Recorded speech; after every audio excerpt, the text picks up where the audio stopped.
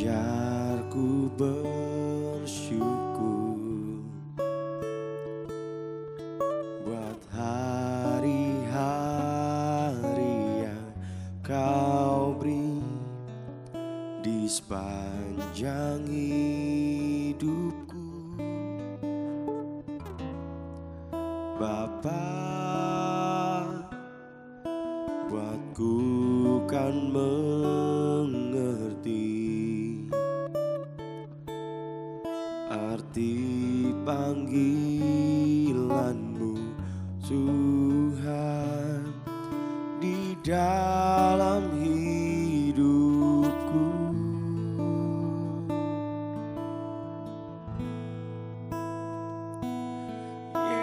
Yesus,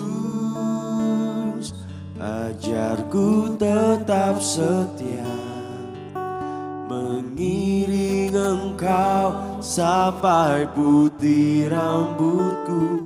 Bawa aku jadi kepunyaanmu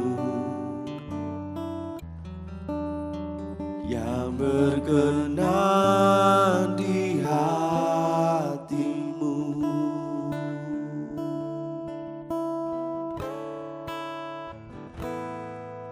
Bapa,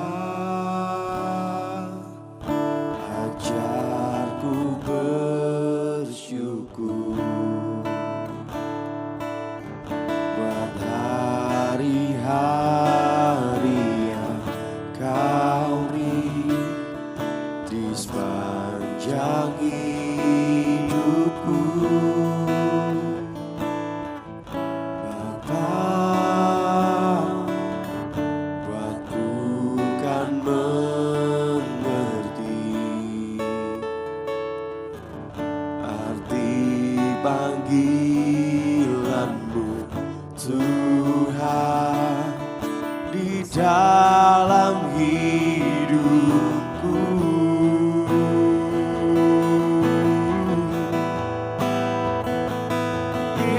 Yesus,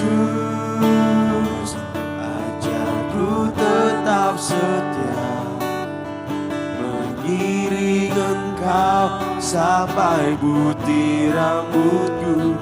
Bawa aku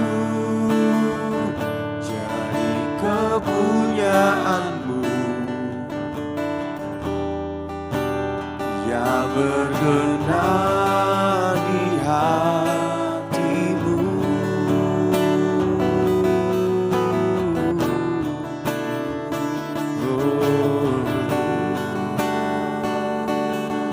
Aku lebih lagi, lebih setia padamu, lebih dekat denganmu Tuhan.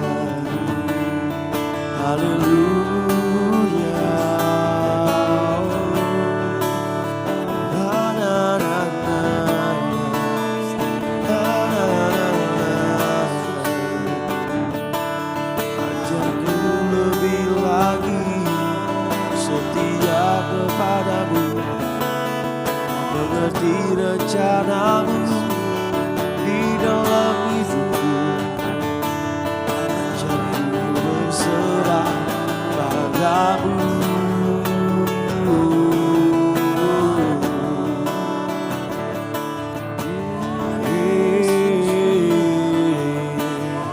Bersyukur. Haleluya.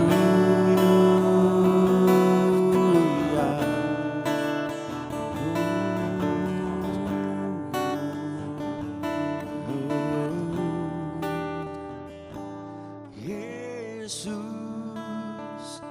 ajarku tetap setia mengiring Engkau sampai putih rambutku. Bawa aku jadi kepunyaanmu yang berkenan di hatimu.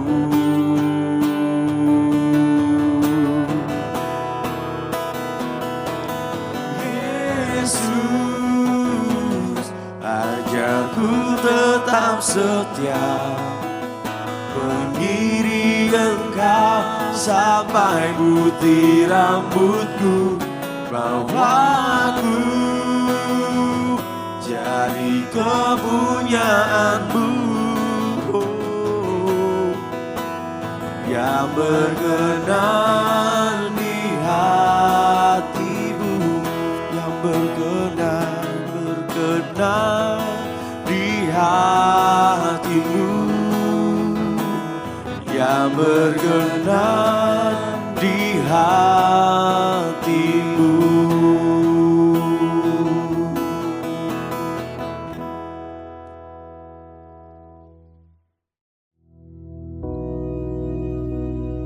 Bapa kami yang di surga, dikuduskanlah namamu, datanglah kerajaanmu, jadilah kehendak-Mu di bumi seperti di surga. Berikanlah kami pada hari ini makanan kami yang secukupnya, dan ampunilah kami akan kesalahan kami, seperti kami juga mengampuni orang yang bersalah kepada kami. Dan janganlah membawa kami ke dalam pencobaan, tetapi lepaskanlah kami daripada yang jahat. Karena Engkaulah yang empunya kerajaan dan kuasa dan kemuliaan sampai selama-lamanya. Amin.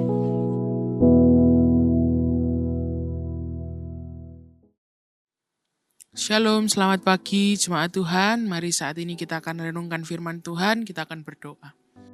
Terima kasih Tuhan, mengucap syukur untuk pagi hari ini, mengucap syukur untuk kasih-Mu pada setiap kami, sehingga pagi ini kami boleh bangun dengan tubuh yang sehat.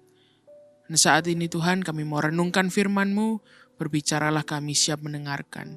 Terima kasih Tuhan, dalam nama Yesus, haleluya, amin. Pagi hari ini kita akan sama-sama merenungkan firman Tuhan. Kita akan baca, saudara bisa buka di Alkitab saudara. Kita akan merenungkan dari Mazmur pasal yang ke-112.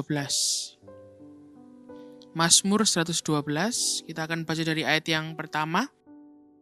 Bahagia orang benar, haleluya, berbahagialah orang yang takut akan Tuhan, yang sangat suka kepada segala perintah-Nya.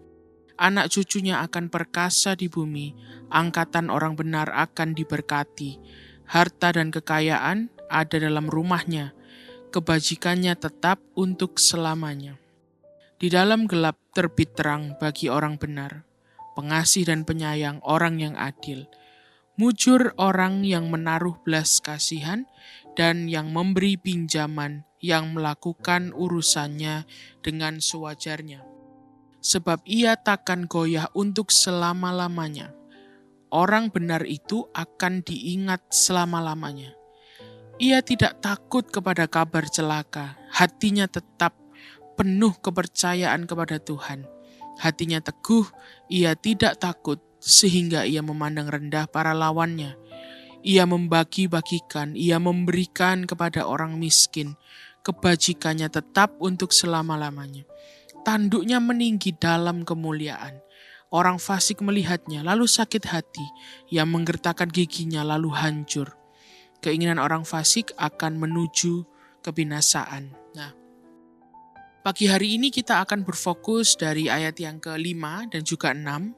Meskipun seluruh perikop dari pasal ini sungguh luar biasa, ya, dan kita pasti sering sekali membaca dan merenungkan dari Mazmur 112 ini, ya, terutama bagaimana seharusnya kita ini harus menjaga hidup kita sehingga anak cucu kita nantinya akan perkasa di bumi, ya, akan diberkati oleh Tuhan.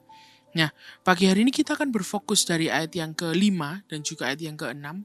Dikatakan bahwa mujur orang yang menaruh belas kasihan dan yang memberi pinjaman, yang melakukan urusannya dengan sewajarnya. Sebab ia takkan goyah untuk selama-lamanya. Orang benar itu akan diingat selama-lamanya. Nah, saya akan memberikan sebuah ilustrasi gitu ya, dari sebuah cerita yang datang dari orang yang sangat dekat dengan saya. Ya, mungkin saya bisa memberikan contoh ini karena saya tahu ceritanya, ya, karena bisa memberikan contoh kepada kita. Tuh, saya akan ceritakan salah satu kejadian yang cukup unik gitu dari ibu saya. Nah, ibu saya ini orang yang sangat suka kalau misalnya sama Tuhan disuruh membagi berkat gitu ya. Dia sangat suka gitu ya. Kayaknya tujuan utama dia hidup di dunia ini adalah bagi-bagi berkat Tuhan, ya. Dan itu datang bukan karena dia konglomerat atau dia anaknya orang kaya raya atau mungkin suaminya adalah pengusaha kelas kakap dan lain sebagainya gitu ya. Dia adalah seorang istri pendeta, tetapi hobinya dia adalah memberi kepada orang lain, memberikan bantuan ya. Apapun itu dia berikan kepada orang lain. Nah, sehingga sampai suatu kali ada cerita yang cukup lucu kalau saya ingat hari ini.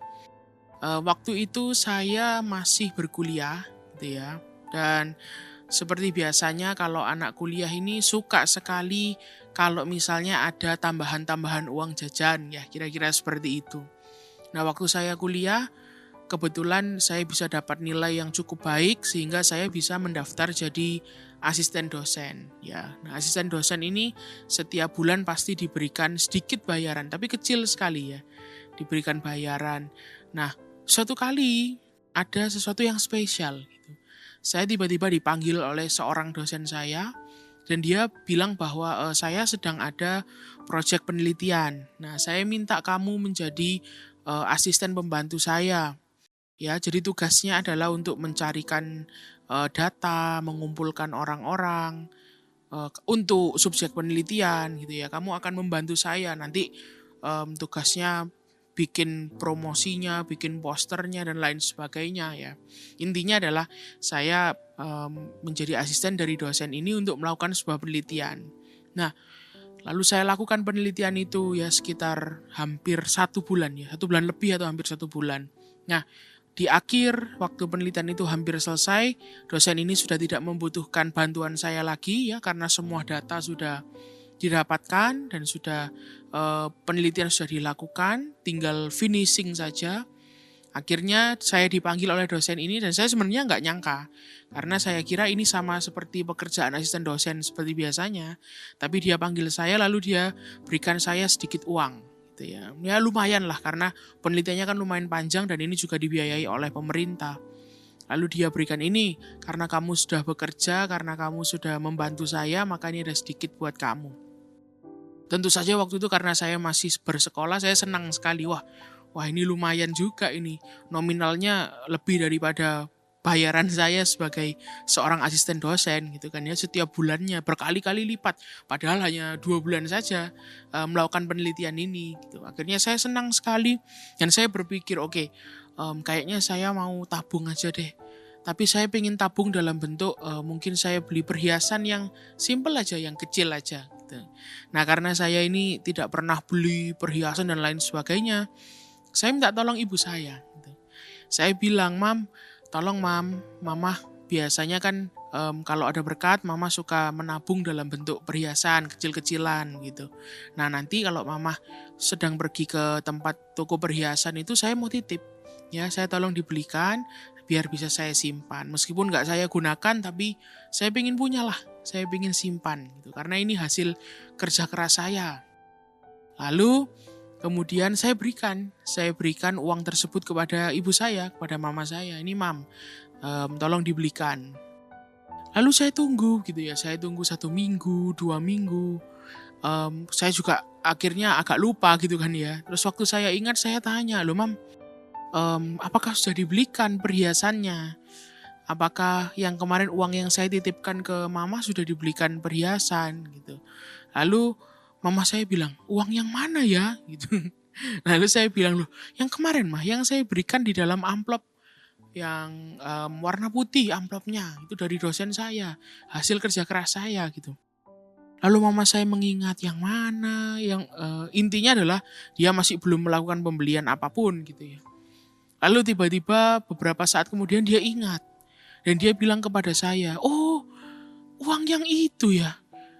Aduh maaf ya, kemarin tuh kayaknya ada orang yang datang ke kantornya mama, dia bilang dia butuh untuk beli susu anaknya, lalu waktu itu mama masih nggak nggak pegang uang tunai, uang cash, kayaknya mama ambil dari amplop itu gitu ya. Dan dia bilang, mama kayaknya kasihkan ke orang itu untuk belikan anaknya susu, untuk memenuhi kebutuhan hidupnya orang ini gitu. Lalu saya dalam hati, waduh, loh kok diberikan orang, itu kan saya pingin hasil kerja saya gitu. Lalu mama saya bilang, ya nanti gampang mama yang belikan perhiasannya, sudah nggak apa-apa, nanti mama ganti ya. Dan sampai hari ini pun, sampai mama saya sudah bersama dengan Tuhan juga tidak dibelikan gitu ya, tidak diberikan oleh mama saya. Nah ini contoh yang, ya saya pengen pakai contoh ini karena lucu sekali gitu. Saking dia ini suka sekali memberi kepada orang lain, jadi dia nggak pikir macam-macam. Apapun yang ada di dalam tasnya, apapun yang ada di dalam dompetnya, kalau dia lihat ada orang yang butuh, ada orang yang benar-benar kasihan, mereka memang kepepet dan lain sebagainya, dia nggak mikir. Dia nggak mau wawancarai dulu gitu ya, misalnya, kok bisa kamu minta bantuan, siapa kamu? Lalu apa yang bisa kamu berikan kepada saya dan lain, tidak. Ya, saya tahu sendiri, setiap kali kalau memang ada yang membutuhkan, dia langsung buka tas. Ada berapapun di situ, ya mungkin dia nggak pikir ini punyanya siapa dan lain sebagainya, dia ambil, dia berikan kepada orang lain, gitu ya. Dia berkati, dan mungkin kadang-kadang mungkin dia nggak mikir bahwa ini saya berikan kepada orang yang benar, orang ini menipu atau tidak dan lain sebagainya, dia nggak mikir. Mungkin dia pikir ya urusannya dengan Tuhan gitu. Tugasnya dia adalah membantu selama dia bisa. Nah ini contoh yang lucu yang akan saya kutip gitu ya. Jadi ini contoh dari ibu saya sendiri. Tapi apa ganjarannya? Apa hasilnya? Apakah dengan ibu saya memberi dan memberi lalu dia jatuh miskin? Lalu dia tidak punya apa-apa? Ya. Kenyataannya sampai di mana ia ini akhirnya dipanggil oleh Tuhan, tidak ada yang namanya dia berkekurangan. Dan saya boleh saksikan kepada saudara, ya, seperti firman Tuhan mengatakan, mujur orang yang menaruh belas kasihan dan yang memberi pinjaman, yang melakukan urusannya dengan sewajarnya. Ya, mungkin orang ini memberikan pinjaman tapi dia bilang saya tidak tarik bunga. Ya, kamu saya pinjami kembalikan saja misalnya. Atau mungkin seperti ibu saya, orangnya itu mungkin pinjam tapi mungkin ibu saya bilang udahlah, nggak usah pinjam. Ya, untuk kamu saja. Dan sekali lagi saya bisa saksikan kepada saudara, ibu saya bukan orang yang kaya raya. Suaminya cuma seorang pendeta, ya bukan pengusaha. Ya ibu saya juga ibu rumah tangga biasa, pelayan Tuhan, hamba Tuhan seperti yang lain sama. Tapi kalau ada yang meminjam, ada yang memintai, sudah dia berikan. Nah firman Tuhan ternyata tidak pernah salah. Dikatakan bahwa orang yang menaruh belas kasihan kepada orang lain, yang memberikan pinjaman, ya adalah orang yang mujur, orang yang beruntung. Ya. Dan kemudian ayat 6 dikatakan, ia takkan goyah untuk selama-lamanya, orang benar itu akan diingat selama-lamanya. Orang benar itu akan diingat selama-lamanya. Setelah ibu saya dipanggil oleh Tuhan, ya, dengan proses yang sangat luar biasa, kalau saya bisa beri kata-kata atau beri istilah, sangat penuh dengan kemuliaan Tuhan, ya, bukan kemuliaannya ibu saya, tapi kemuliaan Tuhan dinyatakan lewat kematian ibu saya, lewat kepergian ibu saya. Tuhan menyatakan kemuliaannya. Ternyata tidak berhenti sampai di situ. Saya mau saksikan kepada saudara bahwa waktu ibu saya dikebumikan, kebetulan ibu saya ditempatkan di sebuah tempat peristirahatan terakhir atau dimakamkan di sebuah makam yang peraturannya ternyata cukup ketat gitu ya. Mereka punya standar khusus. Kalau mungkin saya kurang paham, mungkin di tempat lain, di pemakaman lain kita boleh diizinkan untuk membangun makam itu ya. Biasanya di atasnya dibangun ada batu nisannya, ada mungkin dekorasi dan lain sebagainya. Mungkin kita diberi kebebasan untuk mau bangun seperti apa. Tapi kalau yang di tempatnya ibu saya ini tidak boleh orang sembarangan.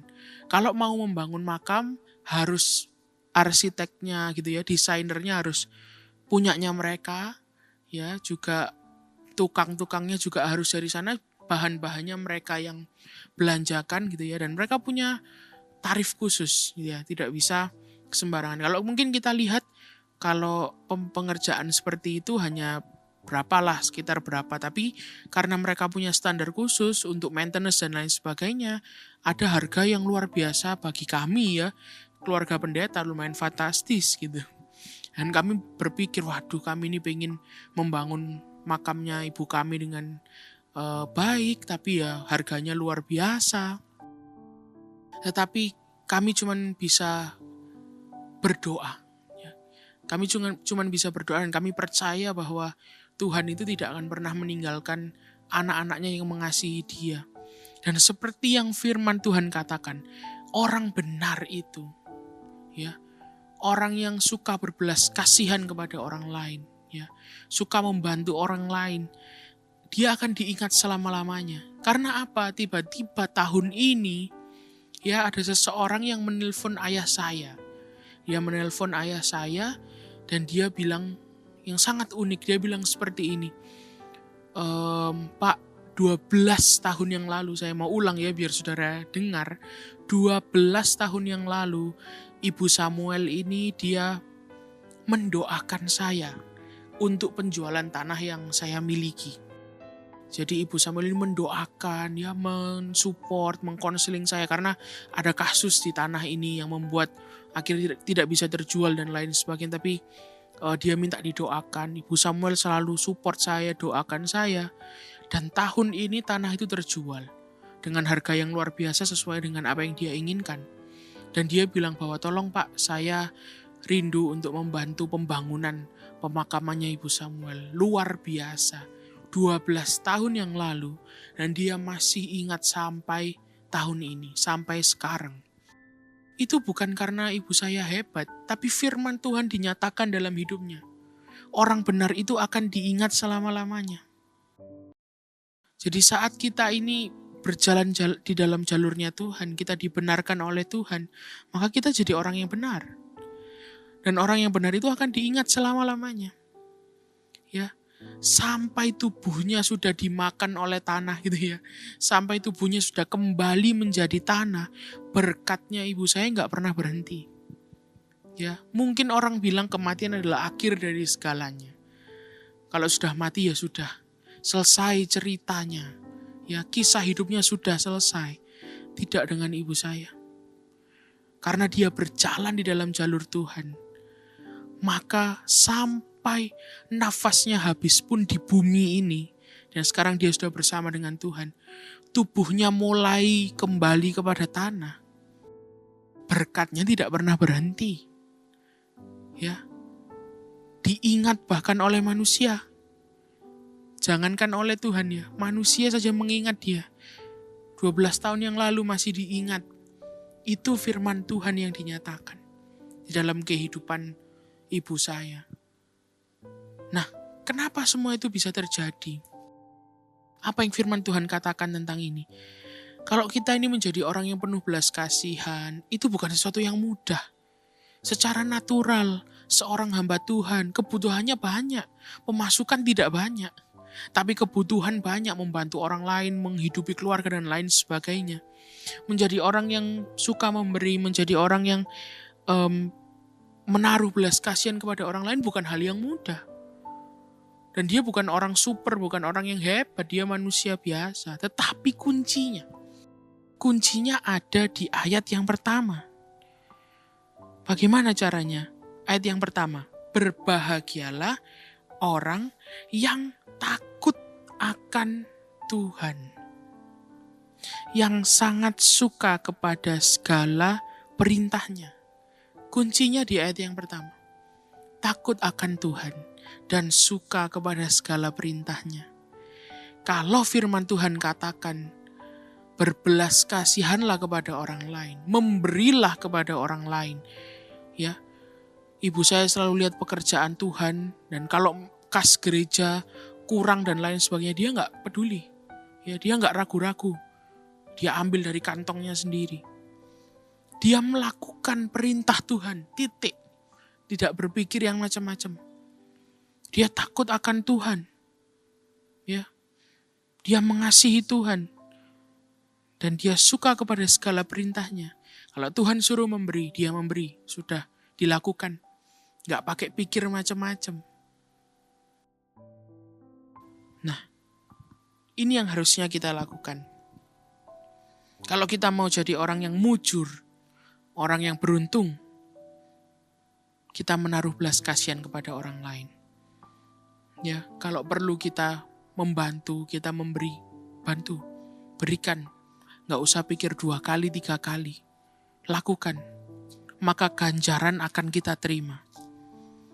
Dikatakan bahwa orang benar itu akan diingat untuk selama-lamanya. Ia tak akan goyah untuk selama-lamanya.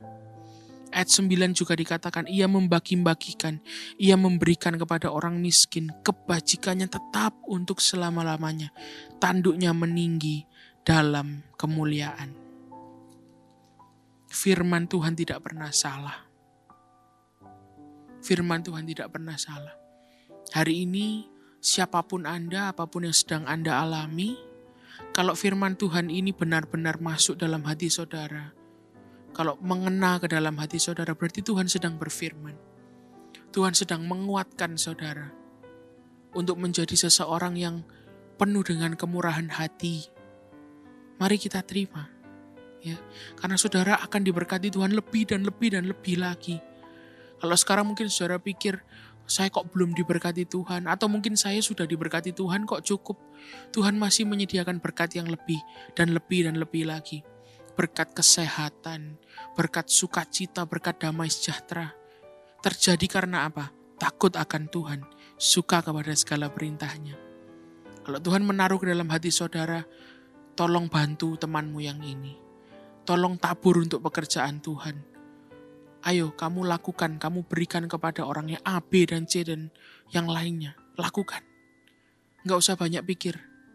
Orang yang suka kepada perintahnya, maka engkau akan diingat untuk selamanya. Diingat bukan untuk kehebatanmu, tetapi biar Tuhan diingat melalui kehidupanmu.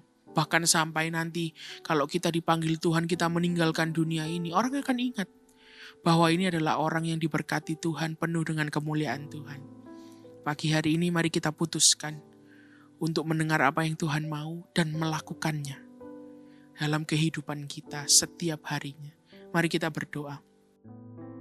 Tuhan, kami mengucap syukur untuk firman-Mu, mengucap syukur karena Engkau Allah yang baik bagi kami, mengucap syukur karena kami adalah orang-orang yang mujur, orang-orang yang beruntung, karena kami boleh dengar firman-Mu, karena kami boleh melakukan perintah-Mu.